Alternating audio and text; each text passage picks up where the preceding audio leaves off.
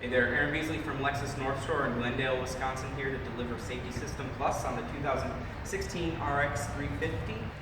Basically, I'm going to start with the headlamps. You get an automatic reticulating headlamp or auto levelizing as well. Basically, this is all designed to see and be seen. For instance, come around a corner, something like this. The headlamps are going to illuminate around the corner as you're approaching it, just in case it's a deer or something like that around the corner. It's also, say you're going up a pretty steep hill, instead of aiming at the sky, the headlamps are designed to aim more at the road so you can see any obstructions in your way. So that's the first part. There's a couple other parts. If you come around, hop in the driver's seat, I'll go through some of those.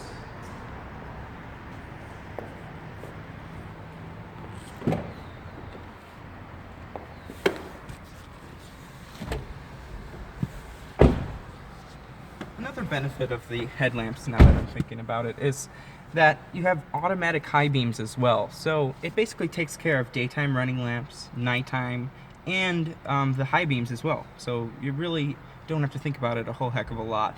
And yes, if somebody comes around the corner, your high beams are going to turn off and then subsequently turn back on when they pass you. That system is right here. So we're in the auto position as you're used to on your previous vehicle. And then you push it forward as if you're using the brights. And then you push the auto button here. And in this position, you know it's on when you see auto. Now, pretty much every lighting situation is taken care of for you. Safety System Plus also includes dynamic radar cruise. So you're used to the cruise control that you had on the previous vehicle. But this one, I'll show you. So if we start here, you turn it on as you normally would, right? And it says radar cruise active, right? So we go to speed, and then you push down and set that speed, and this is what you're used to, your standard cruise. But this car has the radar cruise, and that button is right here, my friend. Now, if you look in the middle here, 1, 2, 3 bars, right? And then you can push it repeatedly to kind of dial back those bars and back up those bars. That is actually a following distance you have now set between you and the car in front of you. So I kind of treat it almost like a bubble around your car, and 1, 2, 3 bars is actually a decently far distance, but I suggest practicing at that distance. It's actually the necessary distance to stop. So 1, 2, 3 bars, you're basically following at the speed you dictated, and then thusly making a bubble that's 3 times the necessary distance to stop between you and the vehicle in front of you. I say it like that because it's more of an algorithm than really a set distance. So, stopping at 40 miles per hour is definitely going to be less time consuming than stopping at 70 miles per hour. So you're going to notice when using the system that these distances are different. Now, we're cruising and we set that distance, right? And again, we are creating a bubble around the car. Now, say somebody approaches the edge of your bubble or gets into your bubble, your car's actually going to slow down and then put that car thusly at the edge of your bubble.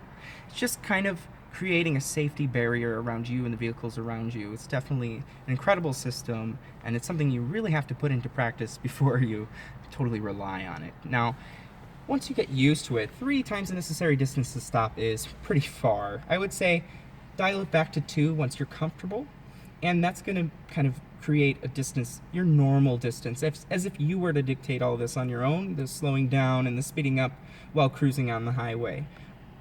If you get really good at it, 1 bar seems to take care of pretty much any situation. So if somebody's in your bubble, I told you your car's going to back off.